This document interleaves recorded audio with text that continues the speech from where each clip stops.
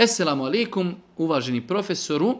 Pitanje glasi, ako možete da razgraničite dvije stvari u pitanju, anksioznost s aspekta doktora i sa strane neki učači ruke kažu da su u pitanju džini i džinski napadi.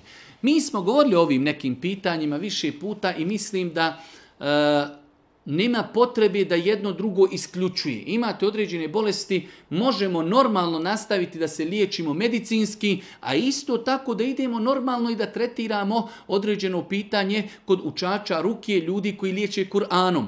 Jedno drugo ne isključuje.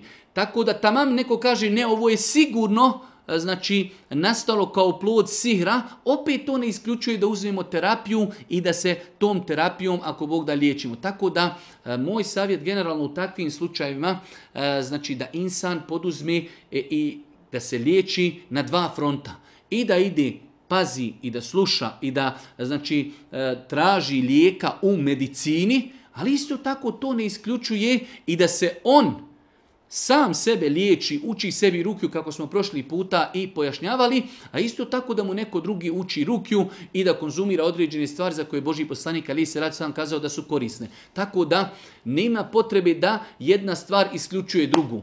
Niti doktor treba da kaže nemoj da bi išli kod nekoga ko uči Kur'anom, niti ljudi koji uče Kur'an treba da kažu nemoj da bi išli kod doktora. Jedno drugo ne isključuje, jer može insan biti bolestan od sihra, ali vremenom djelovanje tog sihra je prešlo u tjelesno oboljenje.